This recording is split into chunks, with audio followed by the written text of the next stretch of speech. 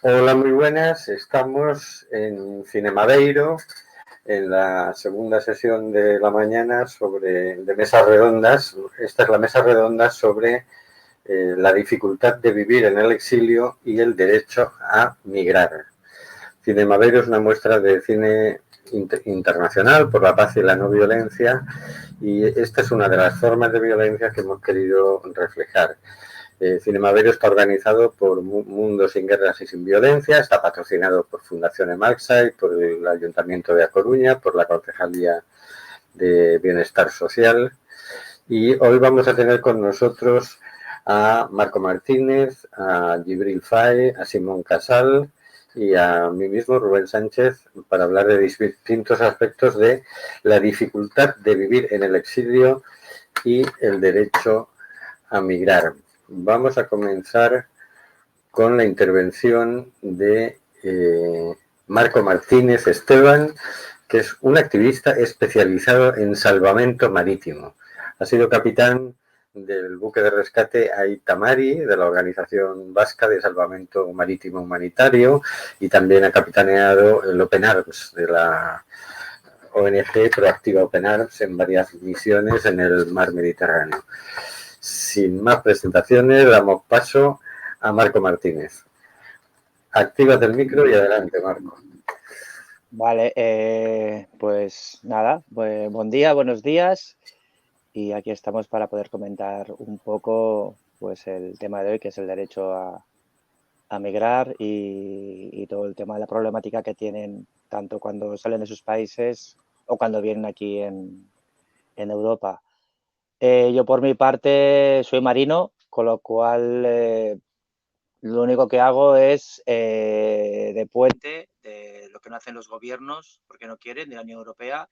Lo hacemos una flota civil y lo hacemos con la ayuda de la gente que nos apoya. Entonces nuestro trabajo básicamente es defender el derecho a la vida, que la gente no se muera ahogada, algo tan básico como eso, pues como dejar que nadie muera en la mar.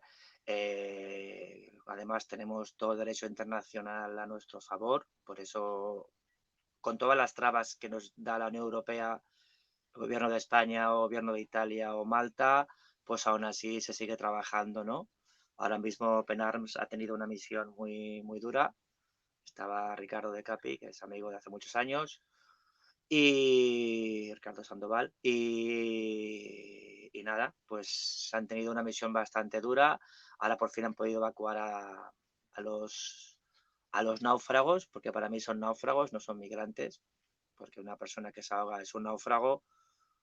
Y bueno, y poco más. Y ahora supongo que ahora les harán pasar a Palermo, les harán desinfectar el barco y les hará una inspección llamada Paris-Mou completamente ilegal y arbitraria, y le pondrán igual pues 150 fallos que los van a inventar. A nosotros nos pusieron en la última misión 55, algo así, igual que era Lankurdi, que era otro barco diferente. Y bueno, y ya veremos si ellos pasan esta inspección, porque siempre son los mismos agentes que vienen de Roma y vienen a inventarse las cosas, y ya veremos si pueden volver a casa pronto, que esperemos que sí, y que pueden prepararse para otra misión. El Aita Mari es un barco que ya no funciona en principio, lo tienen parado. No sé lo que hará Salvamento Marítimo Humanitario al respecto. Bueno, y ya está. O sea que ahora mismo el único barco en España que está trabajando es el Open Arms, y ahora mismo en el Mediterráneo Central no hay nadie porque están todos los barcos o parados o parados, básicamente. Muy bien. Marco, quería preguntarte una cosa más. Bueno, una de las batallas que ha habido es frente a algo tan solidario y tan claro y tan limpio como el salvamento marítimo, ¿no? Tan claro además legalmente, que es una obligación recoger a los náufragos y llevarlos a puerto seguro. Hemos asistido a una especie de persecución a veces muy agresiva, es decir, no solo se ha puesto muchas trabas para que esos barcos entraran en puertos seguros europeos, sino que además incluso se ha llegado a denunciar a los capitanes de barco, a las tripulaciones, y ahora lo que nos encontramos es simplemente con que ponen trabas burocráticas para que lleguen a dejar a los náufragos en el puerto seguro, les empiezan a hacer inspecciones. ¿Cómo es este proceso? ¿Qué están haciendo ahora? El tema básicamente es de un abuso de poder total, mismo el gobierno del señor Sánchez, tanto antes de estar con Podemos como ahora que estando con Podemos, siempre ha puesto trabas bastante duras, cosa que no pasaba con el gobierno del Partido Popular, que ya es para reírse del tema, ¿no? Entonces, la primera es la violencia que generan aquí psicológica hacia ti, con amenazas a los capitanes de 900.000 euros de multa por el gobierno del señor Sánchez y lógicamente subsidiaria la ONG, con lo cual solamente organizaciones muy grandes, que Salvamento Marítimo no lo es pequeñita, pues estos envites no los pueden aguantar, ¿no? Y es muy difícil así poder trabajar. Una vez superado todos los trámites burocráticos que te ponen en España, que la verdad es que es deleznable, no tiene otra palabra, bueno, pues entonces ya empieza la singladura y ya empiezan los problemas cuando rescatas, ¿no? Que básicamente tú cuando rescatas, la ley dice, si encuentro a alguien, yo aviso. Pero una vez que avise, yo tomo la decisión de rescatar, no tengo que pedir permiso, no, así pedimos permiso para rescatar, con lo cual los coordinan ellos. Una vez coordinados, ellos están obligados en 24 horas a darnos un puerto seguro que cumpla unos requisitos, que lo dicen las Naciones Unidas y todos los tipos de protocolos y de leyes a nivel de Europa y a nivel del mundo mundial, para que me entendáis. Y a partir de aquí, esto ya no se incumple, además es el capitán que elige el sitio. Y además no es una parada, es que estoy dejando gente en tierra, que perfectamente podía pedir un barco para traspasarlos, y yo no estoy yendo a un puerto. Una vez que consigues entrar, después de 9, 10, 15, 20 días, ya, da igual que haya menores, todo el rato es que es un incumplimiento sistemático de la ley internacional. Pero lo que lo hacen los estados no se puede hacer nada, ese es el problema, ¿no? Solo se puede aguantar psicológicamente el envite y apoyarte en tus compañeros de trabajo, porque en el fondo los obreros del mar somos los que estamos ahí en los barcos trabajando, ¿no? Ya seamos capitanes o marineros. Entonces, bueno, una vez que conseguimos pasar a esta gente, entonces es cuando vienen las inspecciones ilegales hacia nosotros, ¿no? Y a partir de aquí es que todo es un despropósito. No pueden hacerte una inspección cuando has rescatado, no pueden. Es que si, tampoco me voy a enrollar porque no soy abogado, pero es que estos ratos es en contra de la ley internacional, en contra. Entonces, pues mira, a mí, siempre lo he dicho, a mí lo que más me duele no es lo que me encuentro en la mar, que para eso, más o menos, pues, no sé si te acostumbras, ¿no? O no te acostumbras. A mí lo que realmente me duele, lo que realmente me afecta aquí y aquí, en el corazón, es el trato de las autoridades europeas, de cómo nos tratan los propios políticos, que después vienen a tu pueblo y se quieren hacer una foto contigo en elecciones porque crees que eres un superhéroe y tú de héroe nada, los héroes son ellos. Entonces eso es un poco lo que duele.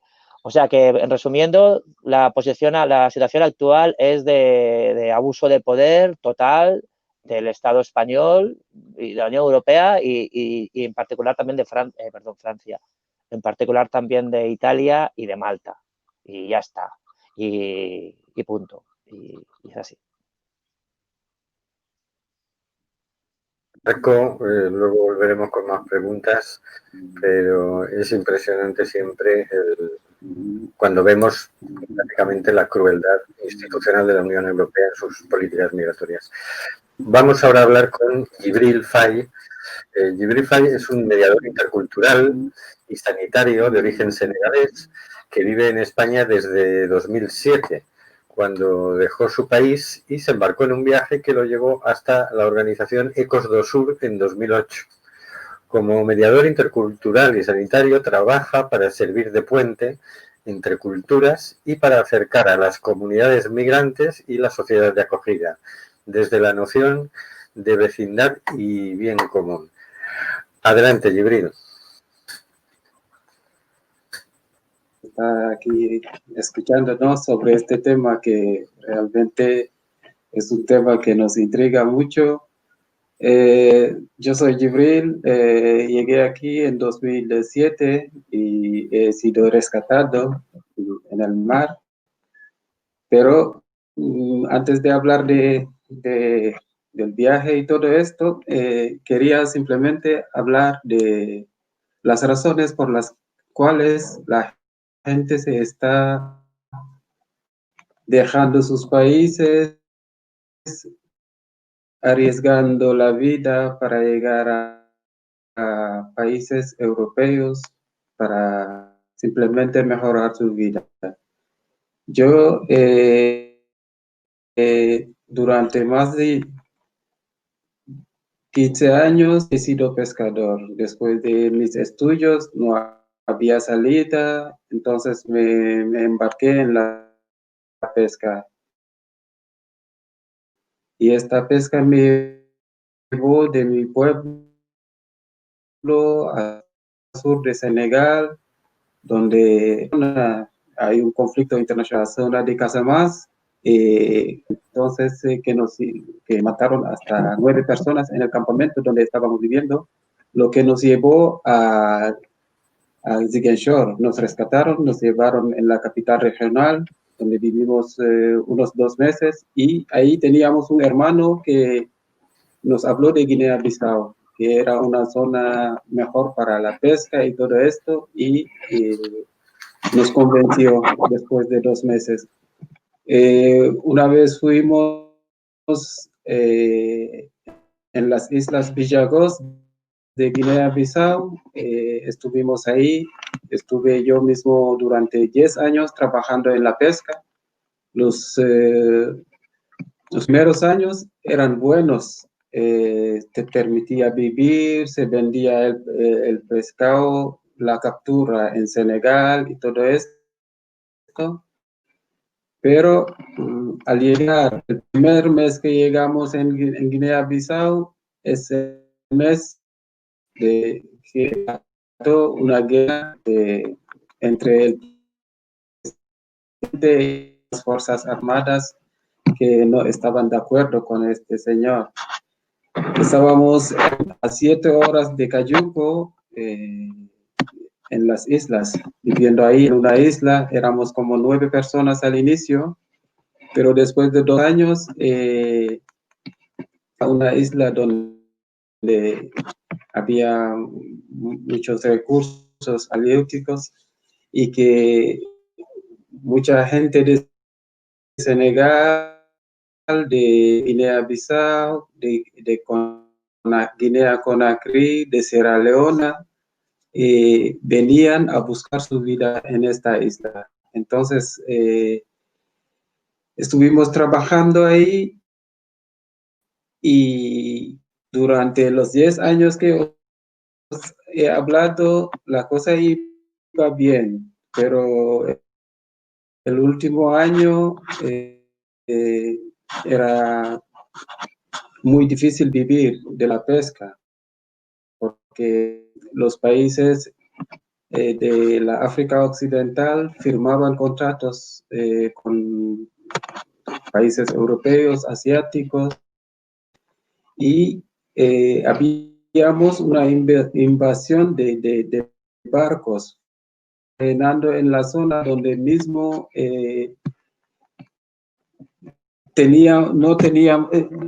donde no tenían derecho a pescar. Entonces, tuvimos que salir de ahí para emprender un viaje por aquí a España para mejorar nuestra vida,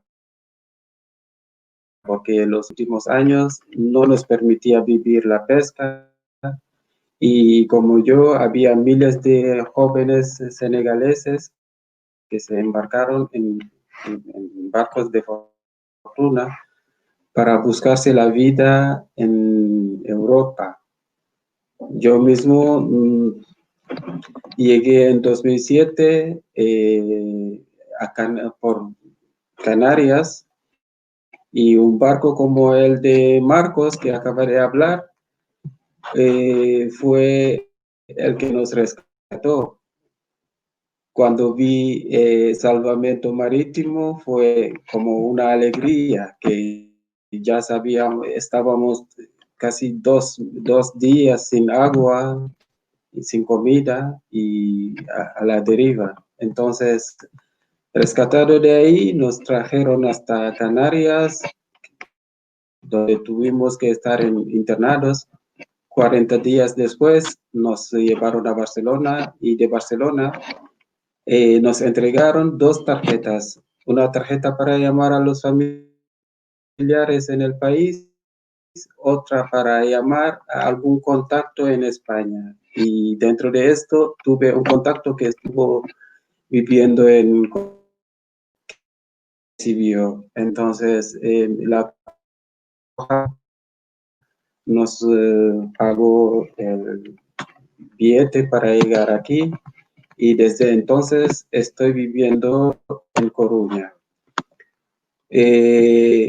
Al llegar a Coruña tenía un poco, entendía el español, me acerqué a ONGs para perfeccionar mi español, a clases de español, y ahí veía la necesidad que había en Coruña, de que había mucha gente senegalesa o de África Occidental que no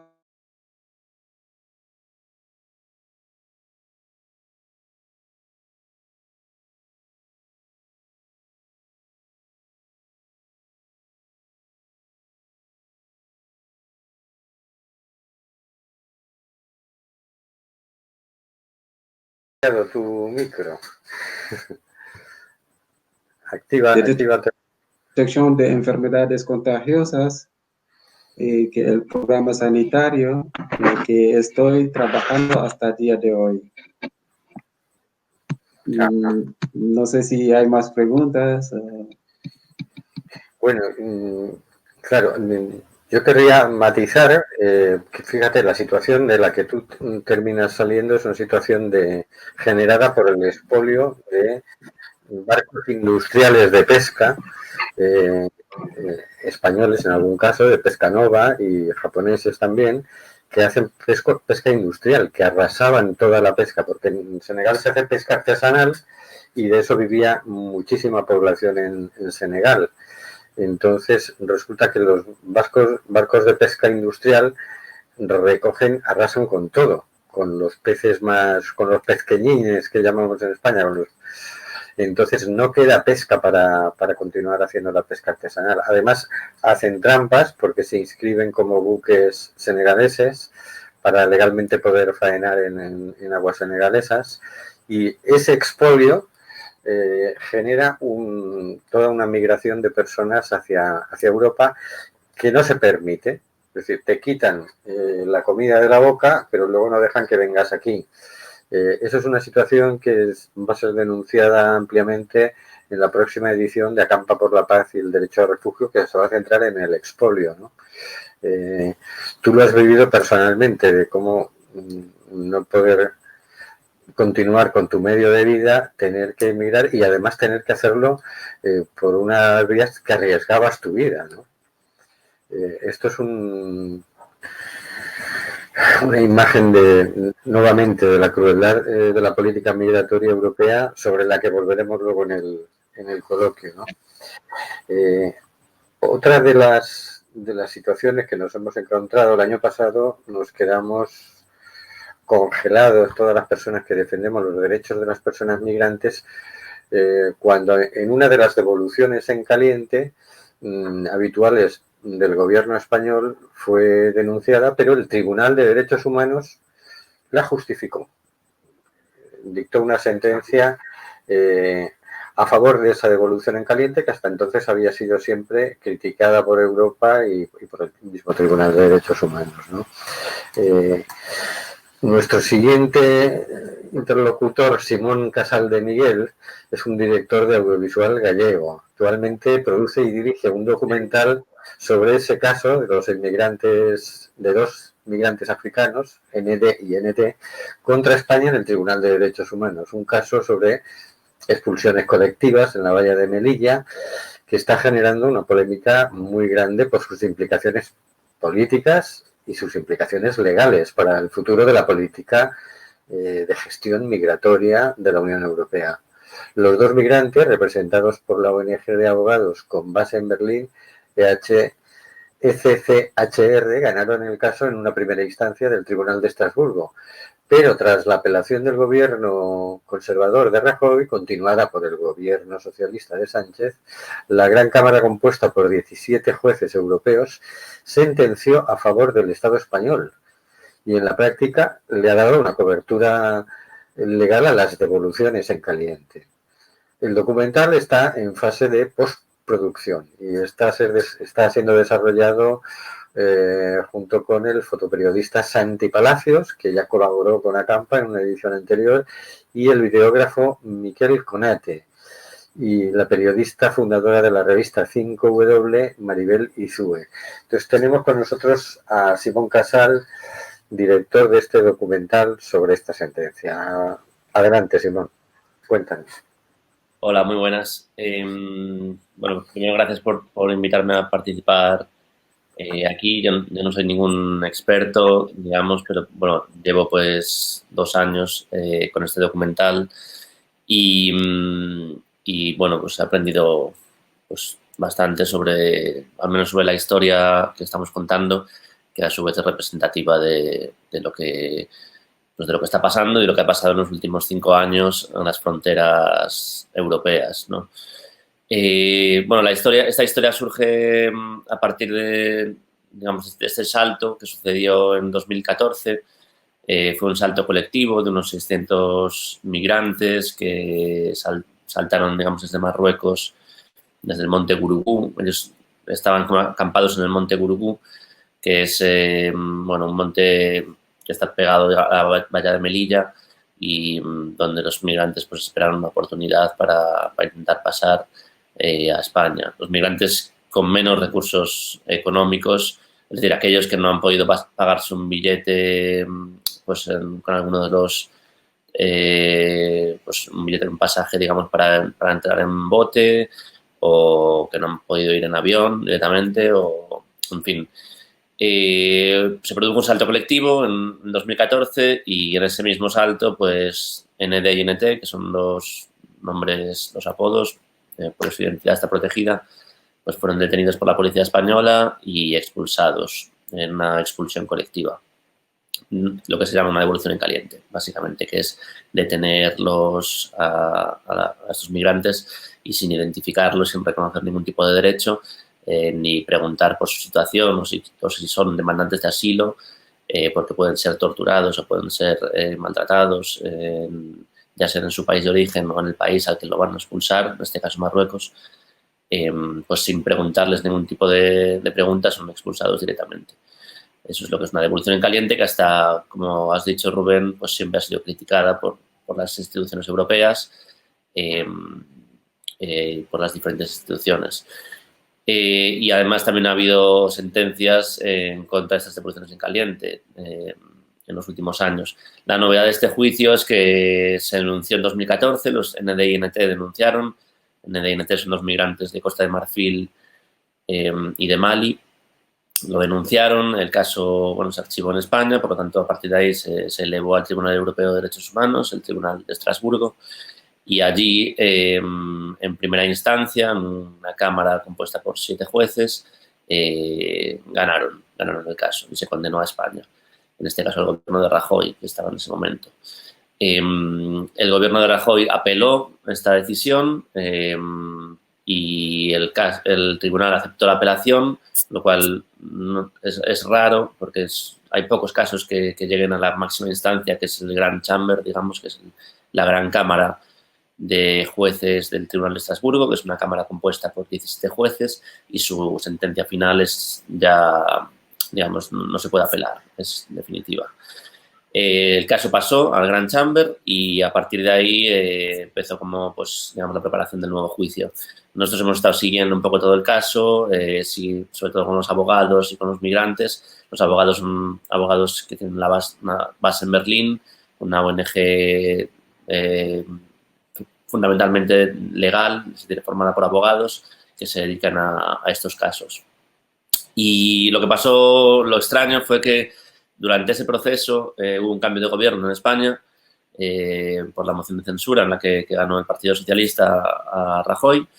Pedro Sánchez accedió al poder y entonces la Gran Cámara de este tribunal preguntó al nuevo gobierno si mantenían la apelación, es decir, si había algún tipo de cambio en su postura o en su política migratoria o si tenían algún tipo de intención de cambiar ya directamente sus prácticas en las fronteras, en este caso en la frontera de Melilla.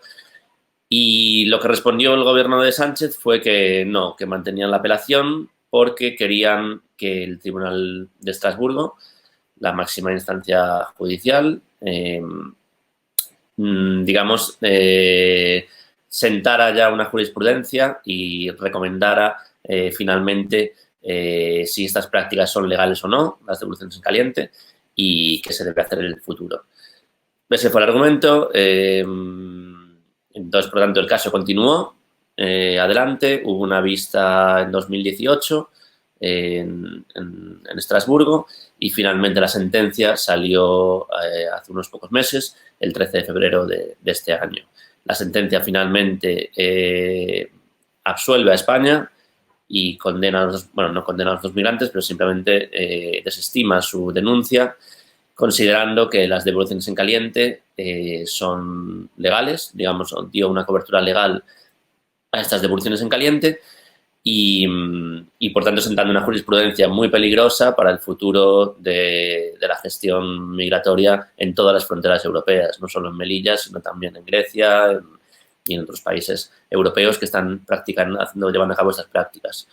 El documental, básicamente, analizamos el caso principalmente y cuál ha sido el desarrollo o el cambio de enfoque de este tribunal y qué pasó. Y también analizamos pues un poco cuál es la situación de este tribunal, en el sentido de que es un tribunal formado por los 40 y pico países del Consejo Europeo.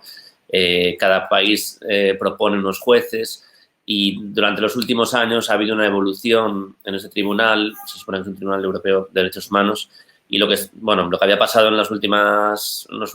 hace tiempo, lo que sucedía es que las sentencias de este tribunal eran demasiado favorables a los derechos humanos, demasiado favorables. Por lo tanto, los gobiernos lo que han hecho en los últimos años ha sido proponer jueces, pues no tan favorables o no tan especialistas en derechos humanos. Lo que pasaba antes es que había jueces muy especializados en derechos humanos. Ahora, lo que sospechamos o lo que se comenta, digamos, en las asociaciones que estudian esta evolución es que lo que no quieren los gobiernos europeos es que haya un tribunal de derechos humanos que esté ejerciendo una oposición a las políticas migratorias europeas. Y, por lo tanto, pues se proponen jueces de otro corte, de un perfil distinto. Y luego también es un tribunal que está bajo mucha presión, porque pues hay muchos países que amenazan constantemente con salirse de este tribunal porque les genera problemas a nivel político. Luego puedo seguir comentando sobre el tema, la situación de los dos migrantes, cuál fue este cambio de enfoque que se realiza en el tribunal, que es bastante interesante porque, luego puedo seguir comentando, pero por ahora os cedo la palabra. Muy interesante. Es un ángulo que nos estaba faltando, ¿no? Por conocer. Luego en el coloquio entraremos más en profundidad, ¿no? Ahora voy a hablar yo me llamo Rubén Sánchez, soy miembro de Mundo Sin Guerras y Sin Violencia. Soy un activista humanista, objetor de conciencia, insumiso, defensor acérrimo de los derechos de las personas migrantes y refugiadas, miembro del Foro Galego de Inmigración, de Acampa por la Paz y el Derecho al Refugio, conductor del programa Simplemente Gente en Quack FM sobre los derechos de las personas migrantes y editor del periódico Entrenos Digital. Voy a tratar de compartir una pantalla para ilustrar un poquito lo que voy a hablar. Voy a hablar sobre el aparato represivo de la política migratoria para ver más en concreto cómo cómo dificultan la vida a las personas migrantes. Vamos a ver si soy capaz de compartir una pantalla. Vamos a ver.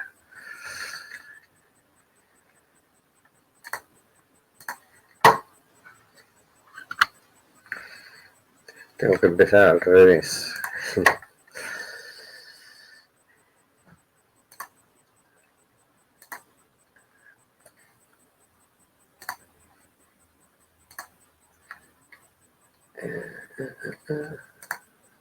Vamos a ver. Aquí. Aquí vamos. Bueno, la política migratoria del Estado español está inscrita en la política migratoria europea y básicamente regulada por la Ley Orgánica de 4/2000 de 11 de enero. Bueno, no puedo utilizar esta pantalla. Vamos a dejarlo sin compartir la pantalla. Bueno, la política migratoria del Estado español está dentro de la política migratoria europea y en España está regulada por la Ley Orgánica 4/2000 de 11 de enero, titulada Sobre derechos y libertades de los extranjeros en España y su integración social, que es un nombre muy bonito para una ley que en realidad es muy fea. Esta ley regula que las personas extranjeras que quieran entrar en territorio español deberán ir acreditadas con pasaporte y visado. Y esta es la clave del asunto. Ese visado es expedido en las oficinas consulares españolas en los países de origen. Y ahí es donde comienza el gran lío. Para hacerla corta, en términos generales podemos decir que si vienes de un país pobre te van a pedir visado y si además eres pobre no te lo van a dar, con lo cual precisamente quienes más necesitan migrar es a quienes se les prohíbe y eso genera un montón de intentos de saltarse la frontera, ¿no? Si a un turista español le pidieran los mismos requisitos que a un turista peruano o senegalés, el turismo español descendería drásticamente, ¿no? Ese pequeño documento, el visado, es el mayor atentado jurídico contra el derecho a la libre circulación de las personas que hacen los estados europeos y, en concreto, el Estado español. Así queda establecida la figura del inmigrante ilegal, que es una contradicción jurídica. Si tienes derecho a circular libremente, ¿cómo es posible que sea ilegal que circules libremente? Esas personas, cuando llegan y se instalan en España, no tienen permiso de residencia, carecen, por tanto, de diversos derechos, el más llamativo, el derecho al trabajo, y se ven obligados a trabajar en la economía sumergida. El cliché más difundido es el de los manteros, pero en realidad hay mucha más población, mucho más empleo sumergido de trabajo doméstico. También son conocidos el trabajo sumergido en agricultura, que ha resultado esencial durante la pandemia y, sin embargo, han sido nuevamente maltratados durante la pandemia. Sobre estas personas que residen, digamos, ilegalmente, según esta ley, en España, se cierne un aparato represivo que vamos a tratar de caracterizar a grandes trazos. El primer mecanismo de ese aparato represivo son las detenciones. Según el informe de 2018 del Mecanismo Nacional de Prevención de la Tortura, que ahora se llama Mecanismo Nacional de Prevención, una de las funciones, que es una de las funciones del Defensor del Pueblo, en 2018 fueron detenidas 74.244 personas extranjeras. Esto representa 1/3 del total de detenciones efectuadas en todo el país en ese periodo.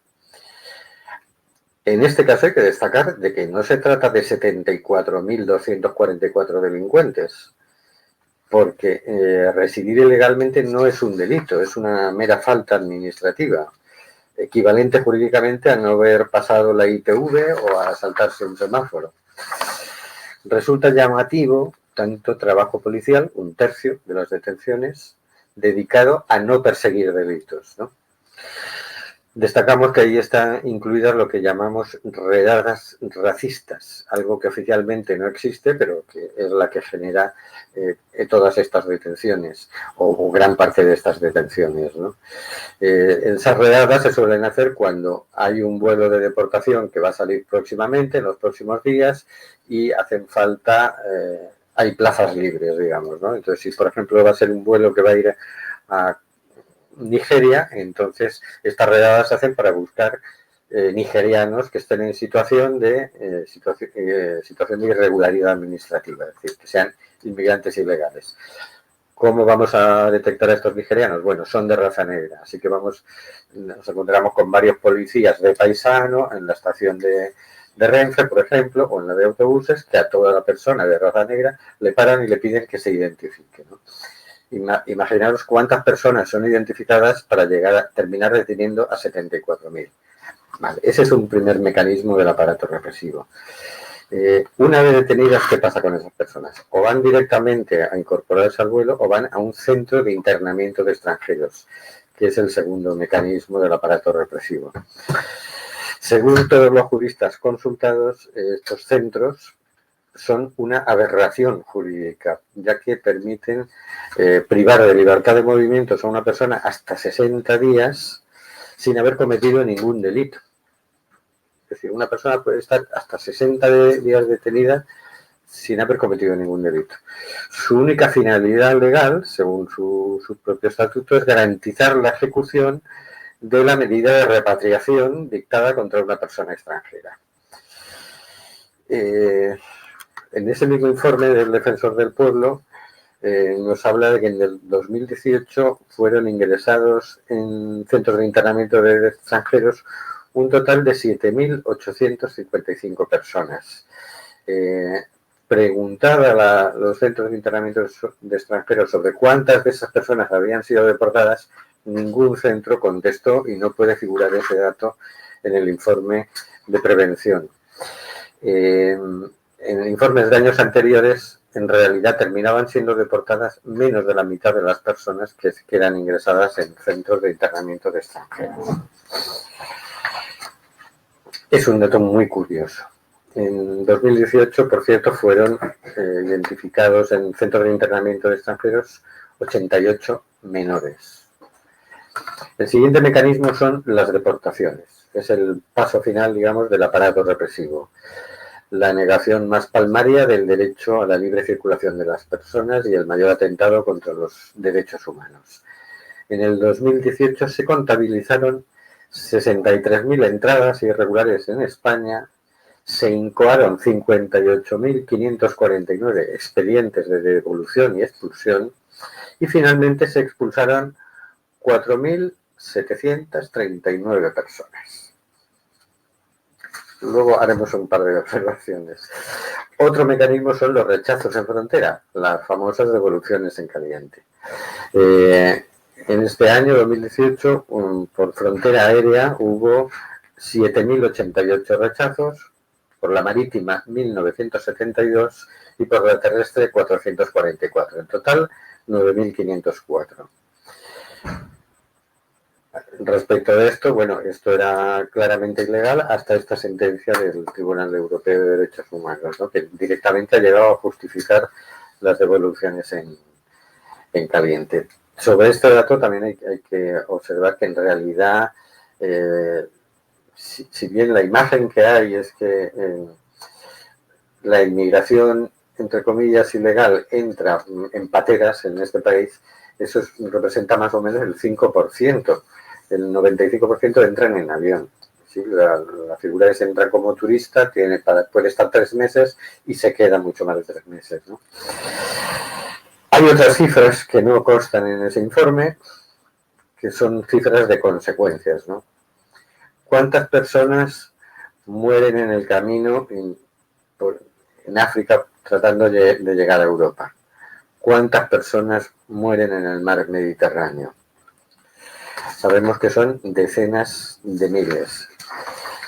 esto que sería, si esta ley, si esta política migratoria fuera nueva, sería un dato que normalmente llevaría a corregir de inmediato esa política migratoria. No, llevamos ya décadas con esta política migratoria sabiendo que produce tremendos sufrimientos, produce muertes, produce de todo, ¿no?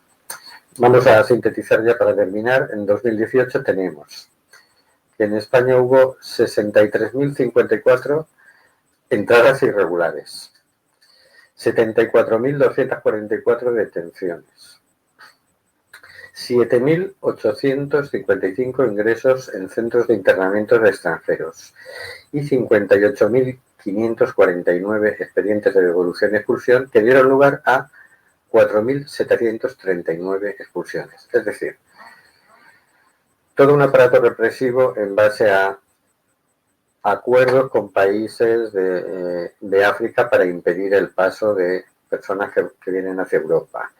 Vallas con concertinas que ahora las están mejorando, le quitan las concertinas pero para hacerlas todavía más inaccesibles, que tienen un coste de mantenimiento. Toda una flota patrullando por el Mediterráneo en la operación Frontex. Un tercio de las detenciones de la policía. Centros de internamiento de extranjeros, vuelos de deportación de inmigrantes. Todo ese aparato para, en un año, deportar a 5.000 personas. No cuadran los datos por ningún lado. Es decir, el interés no es mantener la legalidad, el interés ni siquiera es deportar. El interés es que la inmensa mayoría se quede, pero se quede en unas condiciones laborales imposibles. Es decir, como hemos visto durante la pandemia, ¿qué puede hacer una persona que está siendo explotada, que ni siquiera tiene las condiciones sanitarias que se exigen para cualquier trabajador y que además hace una actividad esencial? No puede protestar, no puede denunciar, no puede hacer nada. Es decir, es mano de obra completamente explotable. Y las otras consecuencias, es decir, estas son las consecuencias más horribles, es mantener a una población sin derechos. Y la otra consecuencia es el tremendo negocio que supone este aparato represivo. Es decir, son muchos millones de euros y hay muchas empresas interesadas en mantener este aparato represivo. Hasta aquí mi intervención sobre el aparato represivo. Vamos a ponernos todos en pantalla y vamos a ir con las preguntas. La primera pregunta es para Jibril Fay, que tiene la experiencia personal de hacer todo el trayecto, de tener que exiliarse, por un lado por seguridad, por sobrevivir, por la guerrilla de Casamance y de Guinea-Bissau y toda esa situación, y luego por perder las posibilidades de subsistir, ya que su fuente de trabajo, que era la pesca, queda anulada por las multinacionales de la pesca, ¿no? Jibril, ¿cómo se siente una persona que se le impide huir del peligro, se le impide seguir trabajando y cuando llega se encuentra con que no tiene derechos y tiene que iniciar un periplo increíble para poder legalizar su situación? Psicológicamente eso, ¿uno cómo lo vive? Bastante duro es vivir esta situación, realmente, porque soy uno de los más, puedo decir que ha tenido suerte de algún modo, pero muchos de mis compañeros se han quedado en el camino primero. Muchos en Senegal, por ejemplo, o en la zona oeste de África, que estaban viviendo de esta pesca, y en Senegal simplemente aquellos años 40% de la población vivía de la pesca o de actividades derivadas. Entonces, con la llegada de estos barcos durante los años 70 hasta 80, han esquilmado, acabado con todo lo que deberían vivir los pescadores artesanales. Un barco simplemente industrial en la zona, en un mes, a lo mejor te pesca lo que debería pescar cuántos miles de pescadores artesanales. Entonces, esta situación ha llevado que todos mis compañeros que han llegado en los años 2006, 2007, no podían vivir de esta actividad pesquera.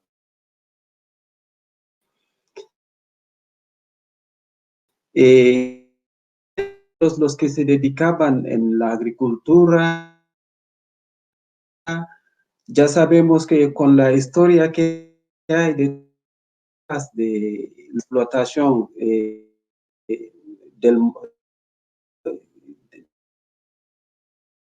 las tierras por el sistema de monocultivo que llevó que las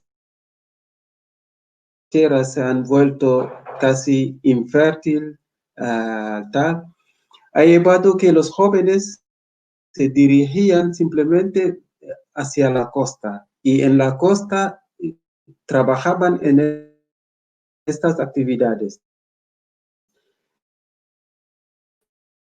Pero cuando no hay pesca, no hay vida y todos se metían en la cabeza el proyecto de viajar.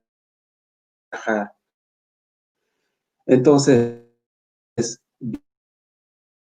viajar no es simplemente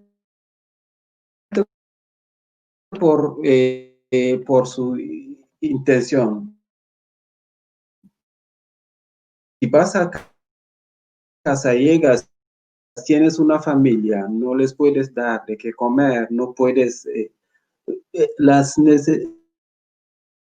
satisfacer las necesidades más básicas de esta familia, pues tú como padre o como hermano, viendo tu madre en tanto sufrimiento, lo que te pone en la cabeza es que esta situación no la puedo vivir, la tengo que cambiar como joven.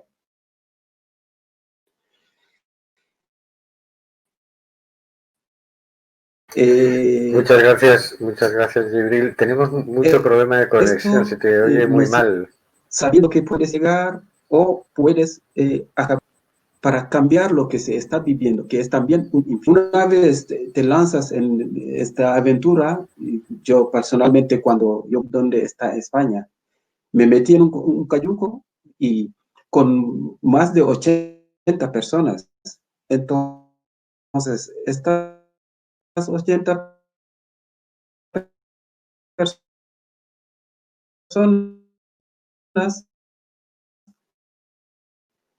saben, pero ¿cómo llegar a España? Algunos, muchos de ellos también eran gente que nunca habían visto el mar. Los primeros 4 días era como todos vamos a morir. A lo largo del trayecto veías tus compañeros cómo se debilitaban de tanto vomitar y de tanto, era un asco total, pero por suerte hemos podido llegar. Una vez llegar aquí, lo primero que se tiene que hacer es tener a alguien que te reciba. Después de salir del centro de internamiento, cuando llegas a donde, pues, en tierra firme, pues, ¿quién te va a recibir? Es un problema, porque las personas que estaban ya antes de ti, a lo mejor no reúnen las condiciones para recibirte en su domicilio. Aquellos años se veían lo que se llamaban pisos pateras, vivir en un piso con un número de más de personas, pensando en que la situación pueda mejorar. Pero ¿cómo se puede mejorar cuando llegamos en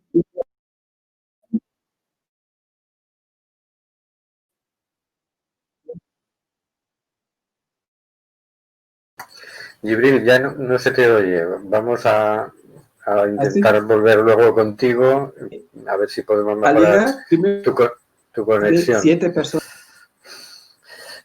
La siguiente pregunta es para Marco Martínez.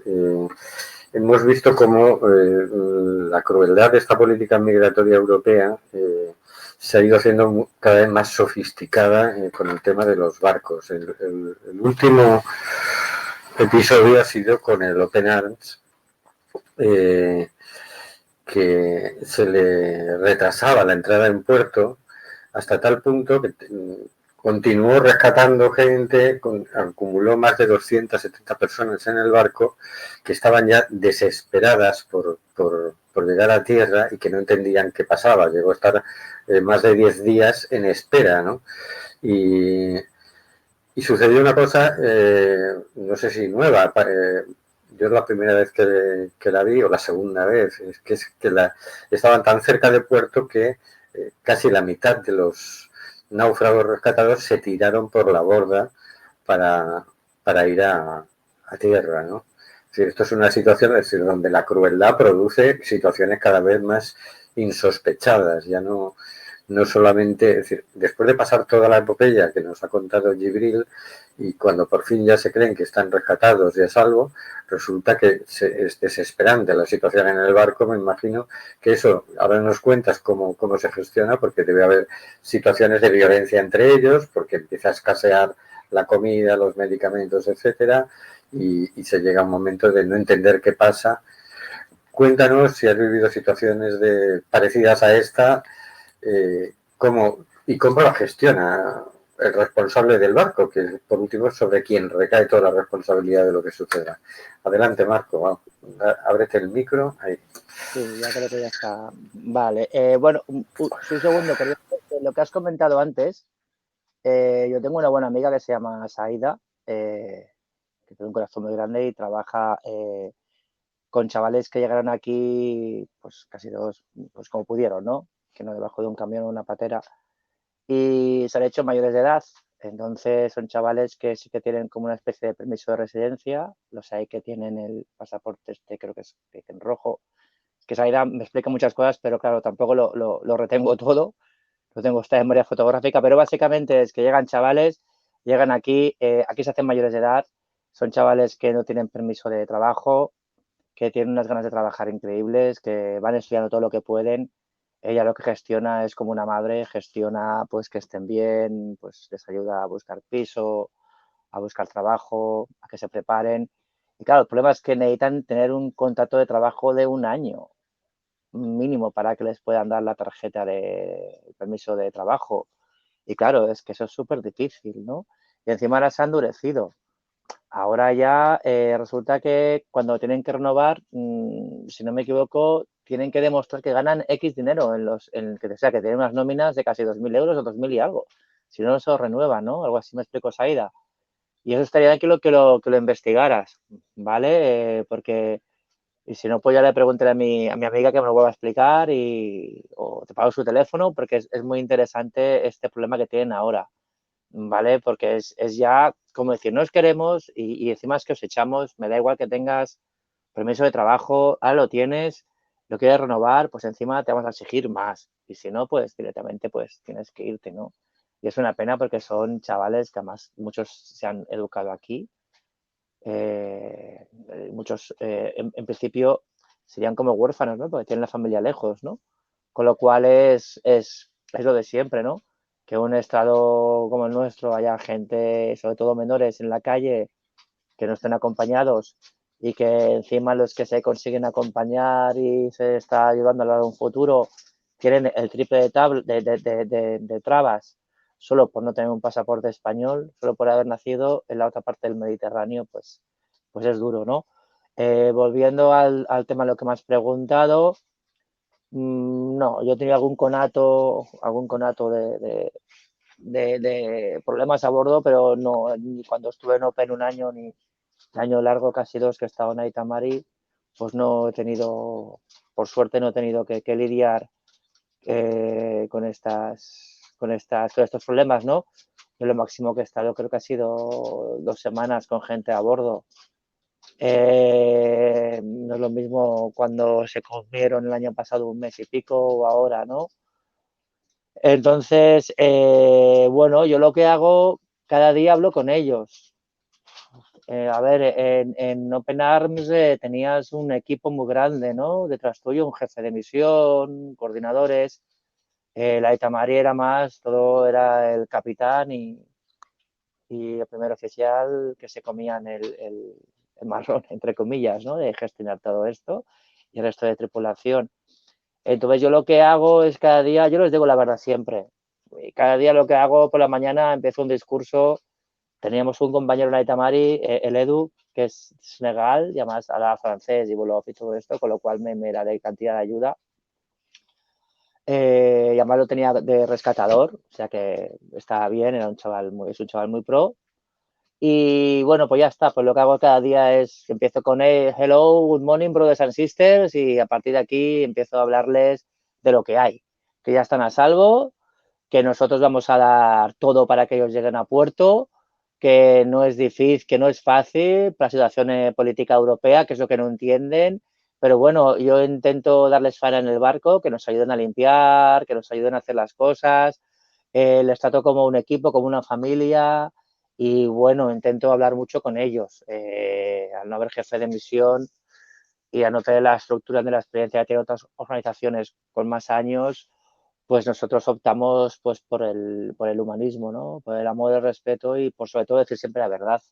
Pues bueno, chicos, estamos en esta situación, estamos hablando con Italia, sí o sí nos van a dar puerto, no os preocupéis, no sabemos cuánto puede tardar, solo os pido pues que estemos todos en paz, que nos respetemos, somos una familia, aquí no hay color, ni colores de piel, ni religiones.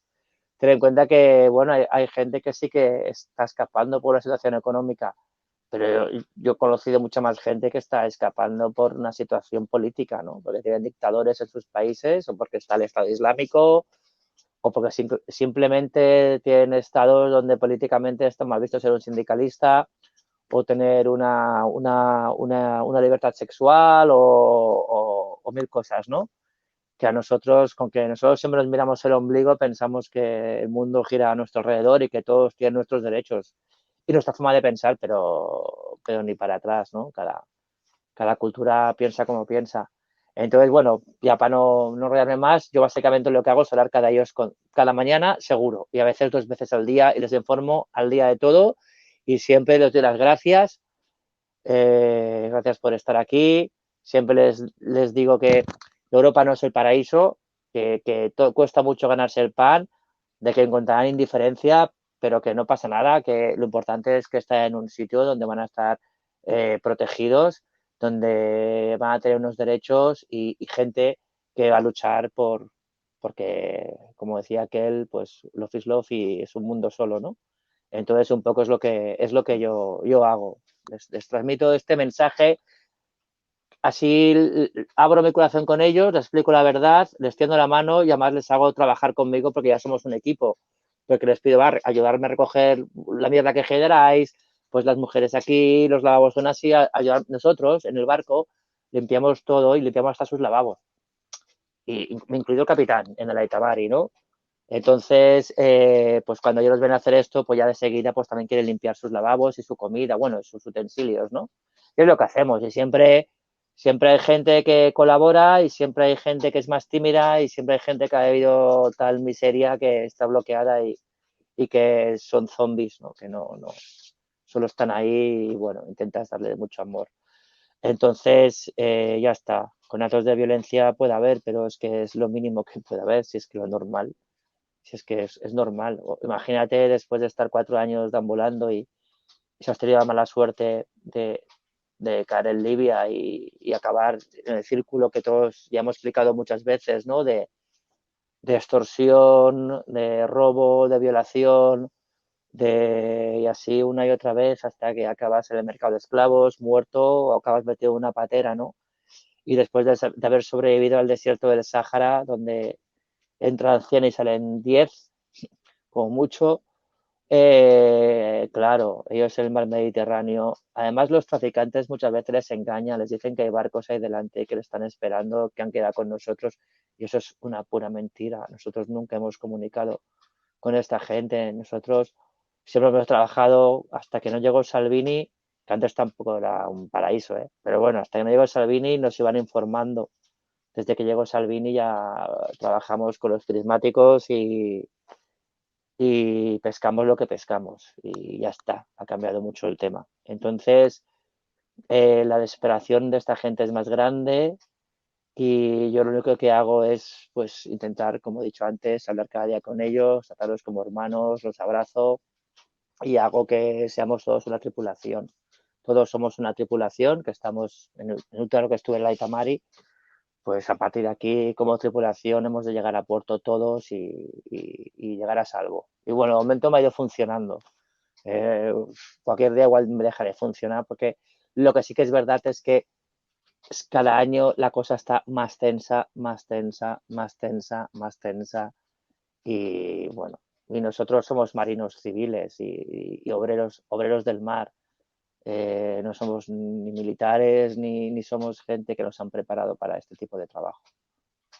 Y ya está. O sea, por un lado tenemos personas que tratan de ejercer su derecho a la libre circulación, sea simplemente por sobrevivir, o sea, por tener una vida más digna. Por otro lado tenemos voluntarios que tratan de defender ese derecho y rescatar a esas personas y ahora empezamos a tener voluntarios en el mundo de la cultura que también ayudan a sensibilizar y a defender esos derechos, ¿no?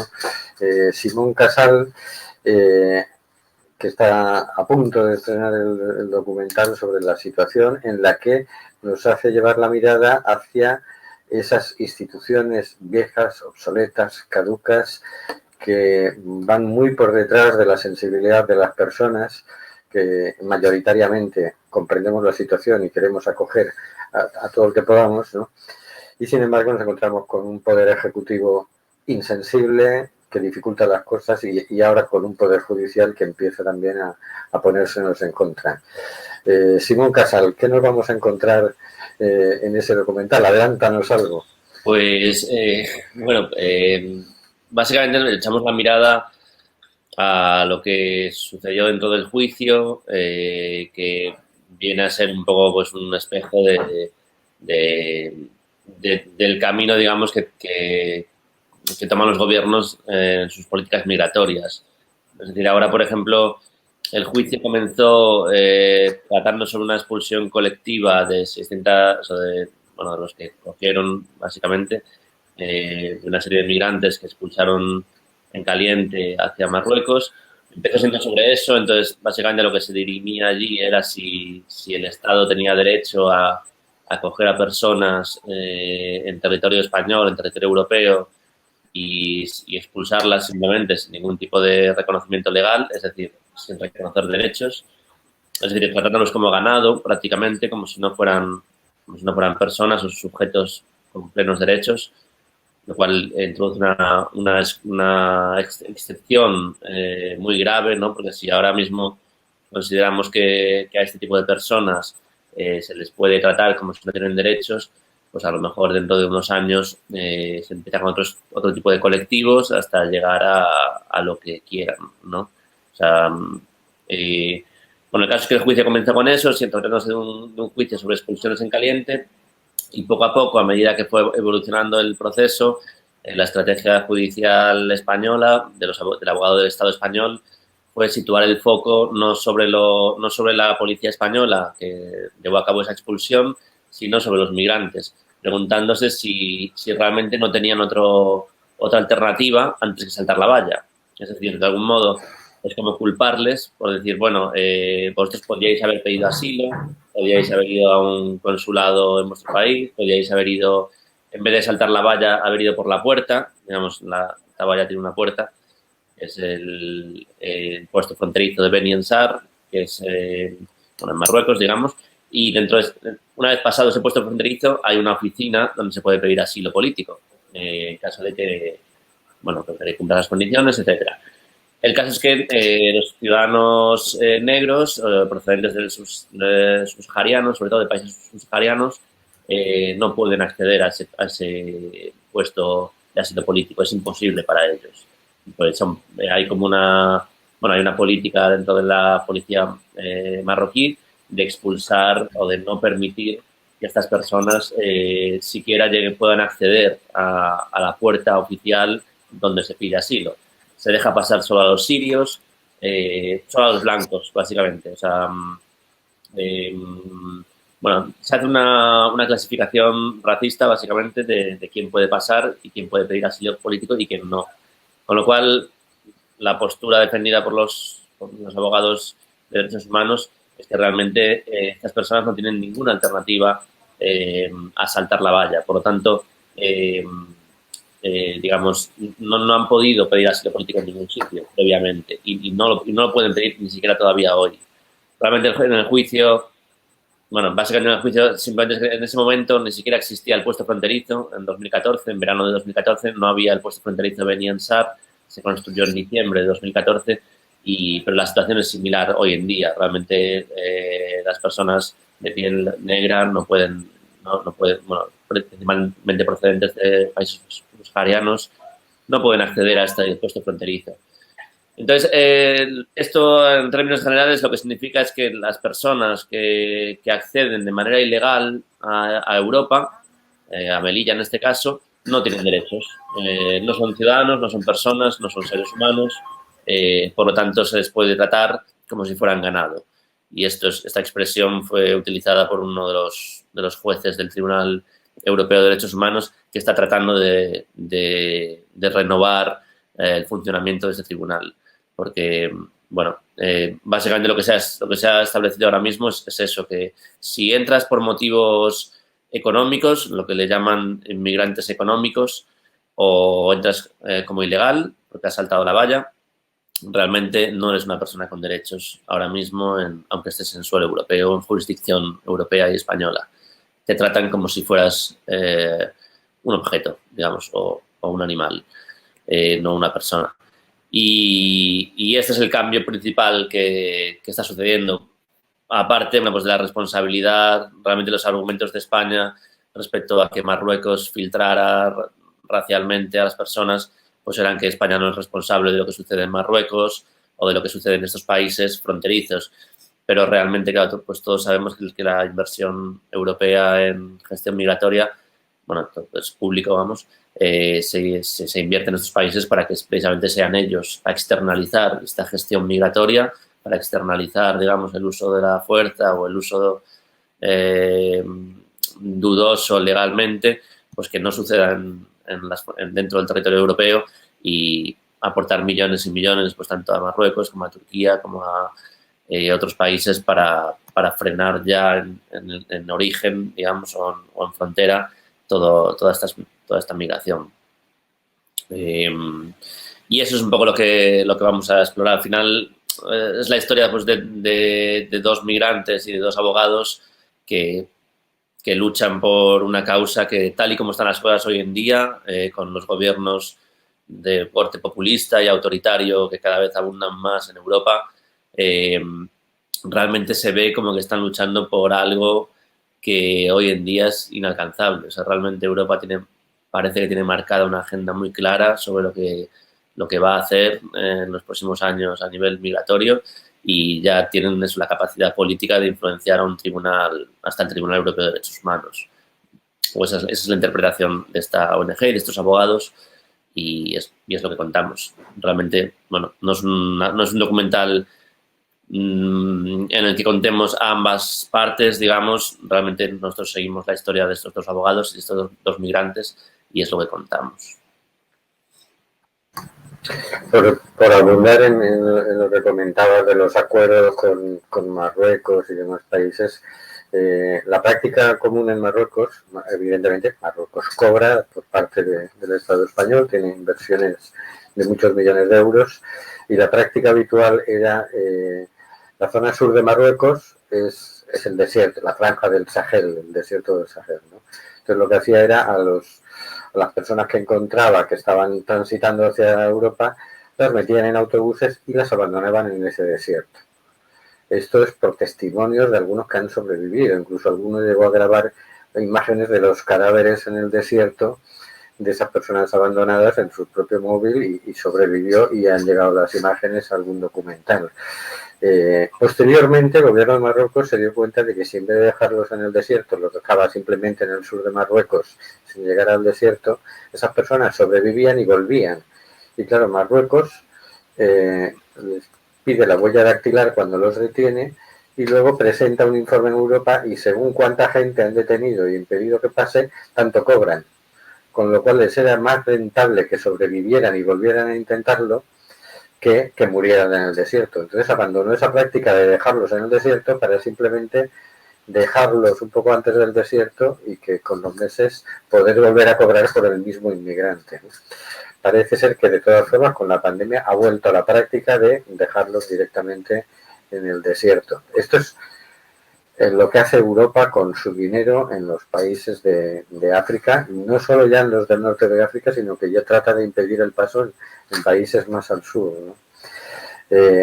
Es tan brutal que yo creo que cuando despertemos de esta pesadilla va a ser como cuando los alemanes despertaron después del Tercer Reich y vieron lo que había pasado en los campos de concentración, ¿no?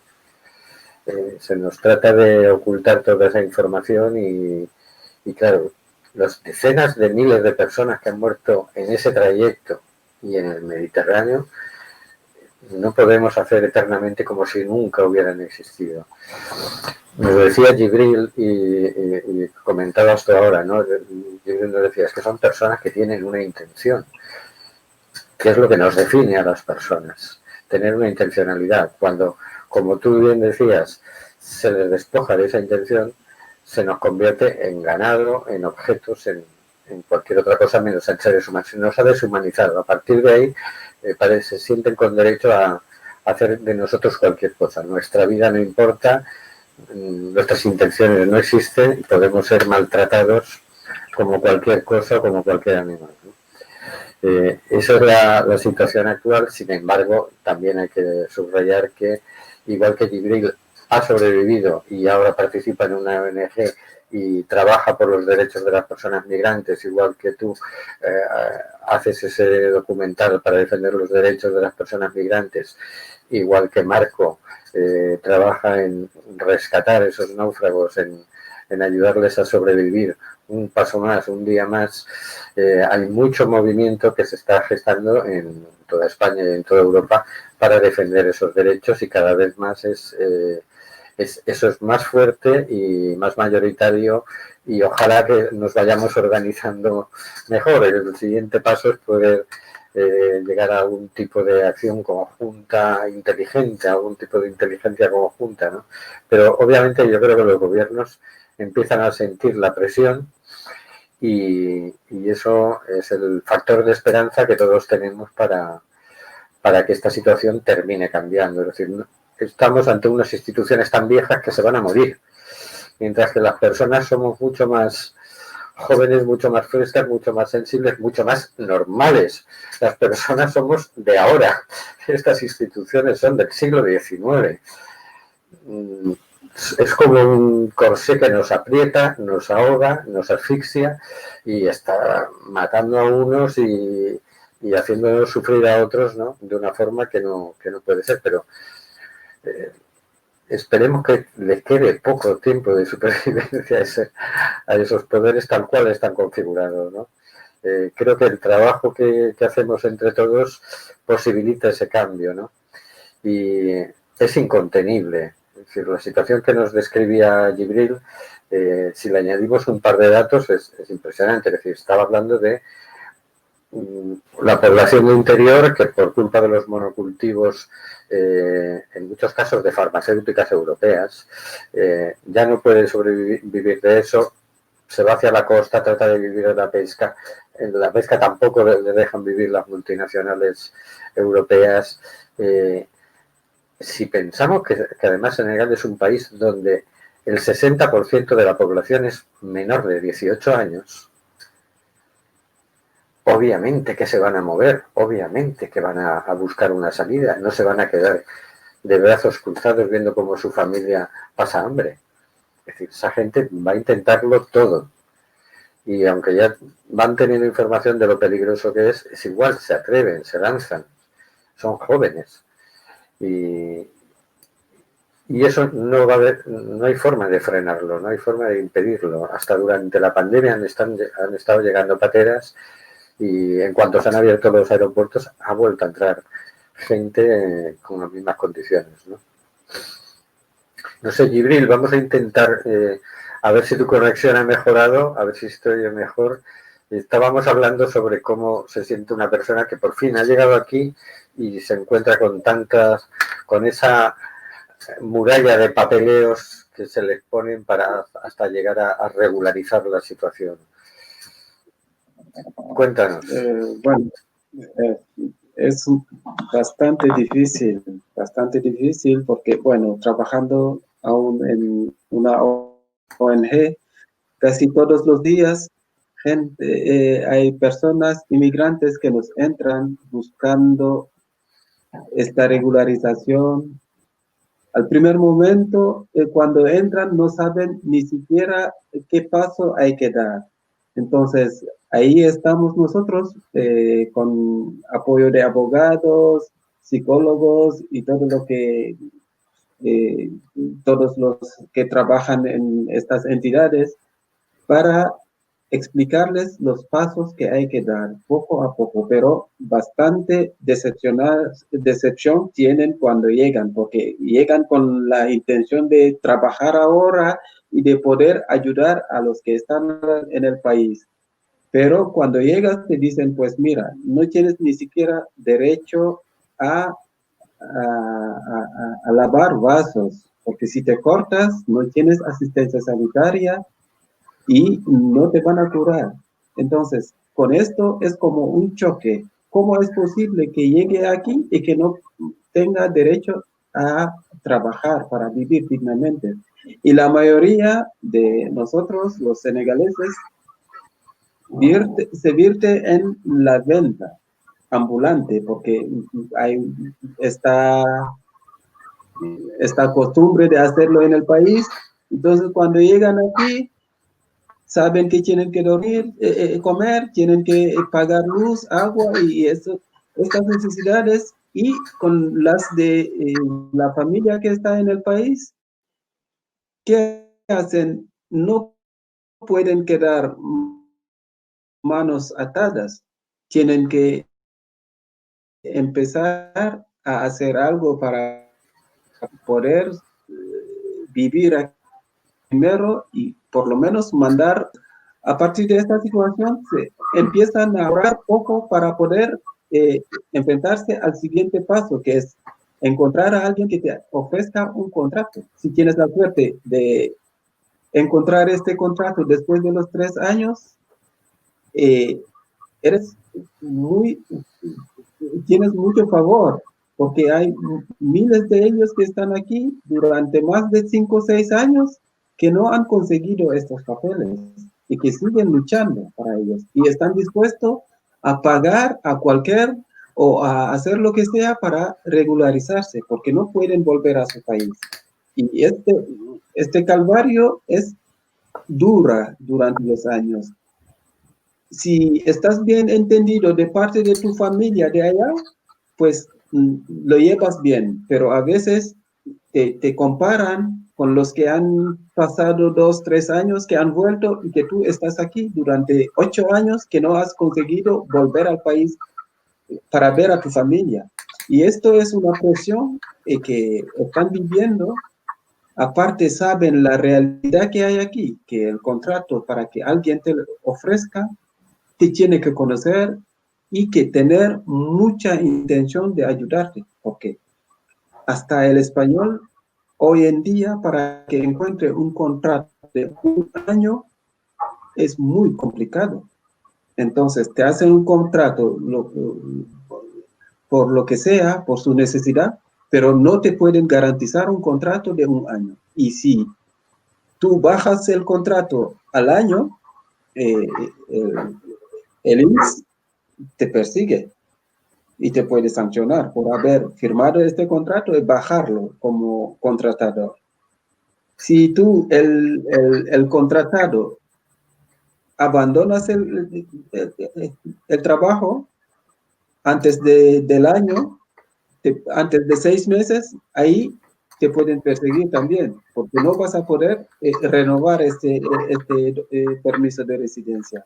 Entonces, los que llegan a renovar, les exigen otro contrato para la segunda renovación, que es un problema, que es siempre una carrera hasta conseguir los 10 años, la de 5 años.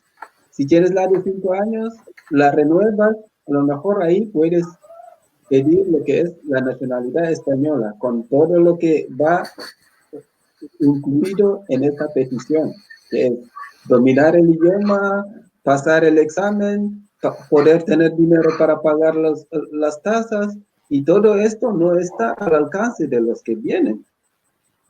Son obstáculos para poder vivir aquí. Y si lo consigues, muy bien, pero la mayoría no lo consigue. Muchas gracias, Gibril. Muchas gracias, Marco. Muchas gracias, Simón. Ha sido un orgullo poder compartir con vosotros, personas tan solidarias, esta charla. Y esperemos que haya servido de ilustración sobre la dificultad de vivir en el exilio. Vale, un momento. Yo quería decir una cosa, que antes el mensaje que has dado está súper guay, pero yo sigo pensando que es... Y sabes que te aprecio, ¿eh? Te coge un poco de aprecio. No, la peli, tío. No aprendimos nada en la Segunda Guerra Mundial con los judíos, no vamos a aprender nada ahora. ¿Sabes? Los Balcanes ni esto, mira, se murió Kino hace nada, ¿sabes? Lo sabemos. Yo me he criado leyendo Mafalda porque mis tíos me daban los libros cuando era pequeñico. Si es que esto están actualizados, no ha cambiado nada. Y a ver, Europa no va a hacer nada. Si la gente ha normalizado el racismo institucional que tenemos dentro de nuestras fronteras para que una persona que viene de fuera no pueda trabajar, les da igual. Si es que además es como todos, residualmente son los que llegan en patera, la mayoría llegan por aeropuertos, les da igual. Si el tema es que de la gente que se ha muerto, que lo comparamos con el genocidio de la Segunda Guerra Mundial, a la gente le va a dar igual, es la comedia de la vida. No hemos aprendido nada de la Segunda Guerra Mundial, no hemos aprendido nada de toda la Guerra Fría, no hemos aprendido nada cuando pasó la guerra de los Balcanes. Vale, está guay el rollo optimista, que yo lo defiendo, pero yo en eso soy pragmático, porque yo no lo veo, ¿sabes? Yo veo que esto, porque ha evolucionado. Ahora el racismo es al pobre. Antes no, antes eran las razas, ¿no? Los alemanes tenían a los judíos y no eran pobres, y después lo podían tener ya por cuestión política, hasta comunistas, anarquistas y todo el tinglado, ¿no? Pero realmente ahora ya, ¿sabes? Solo quería decir esto, que yo lo veo fatalmente, ¿sabes? Muchas gracias, Marco. Bueno, pues muchas gracias a todos. Gracias por todo, Carolina. Adeu. Chao. Salud. Salud. Saludos. Chao. Saludos.